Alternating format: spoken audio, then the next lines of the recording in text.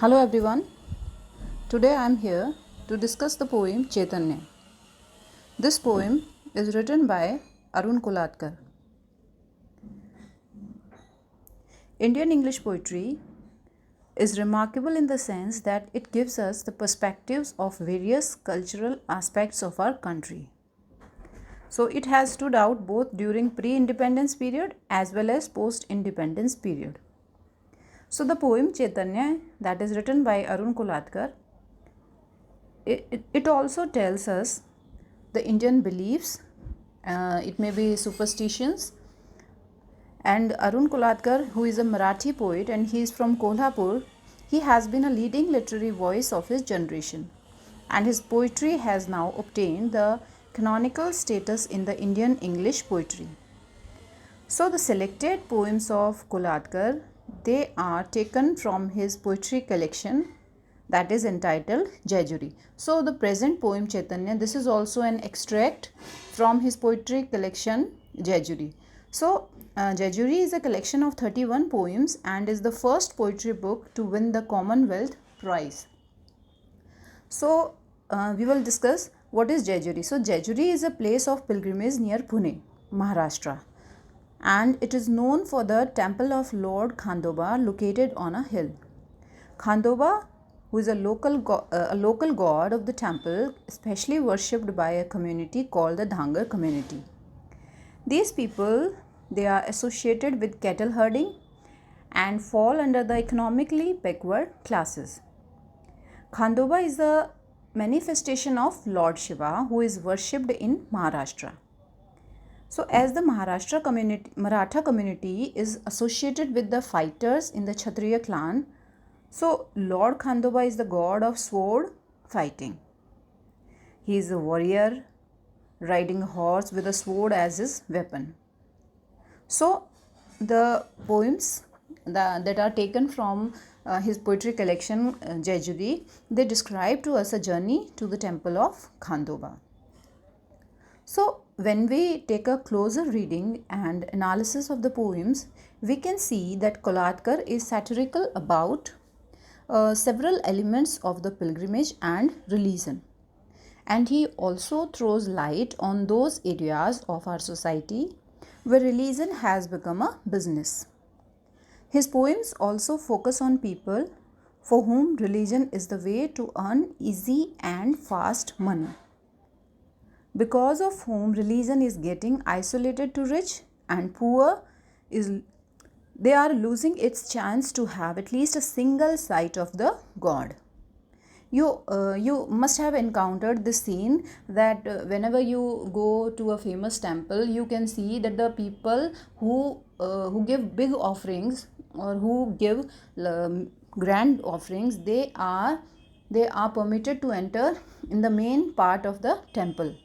So this practice, it is very common these days. So the temple heads decide who will be closer to God depending on the offerings made. So this pilgrimage to Jejuri is a prominent example of commercialization of religion.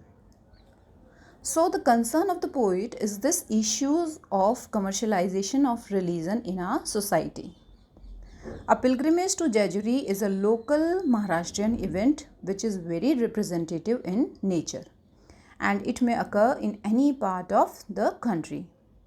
So as a reader, we can come to a conclusion that Kolatkar does not believe in idol worship.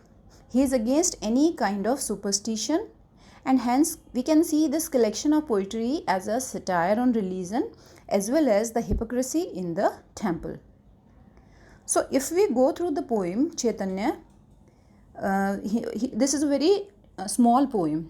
Okay, it's a very small poem. We will read the poem. Sweet as grapes are the stones of Jejuri, said Chaitanya. He popped a stone in his mouth and spat out gods. So this is a small poem and it contains an important message which is conveyed through one vivid image. And what is that image? Chaitanya spitting out the seeds of the grapes that he has eaten. So Chaitanya did not like the stone images of gods lying neglected even without flowers in Jejuri. So this poem shows that Chaitanya liked the stones of Jejuri because they are sweet as grapes. So very first line, the poet has used simile. He has compared stones with grapes. So, and he transformed these stones into gods. Sweet as grapes are the stones of jejuri. He popped a stone in his mouth and spat out gods.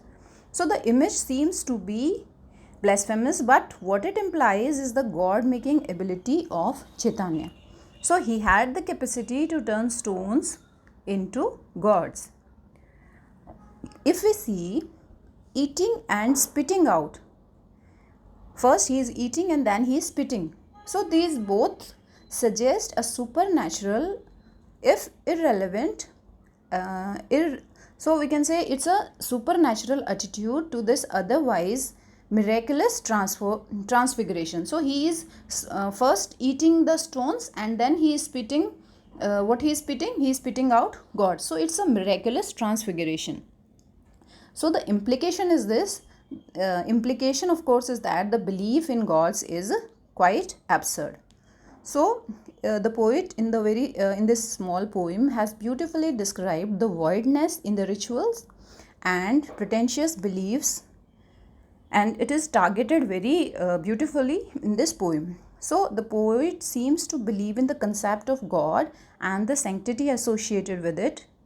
He also makes a note of his observations throughout this journey to Jejuri. So it's an indirect attack on the society and its action.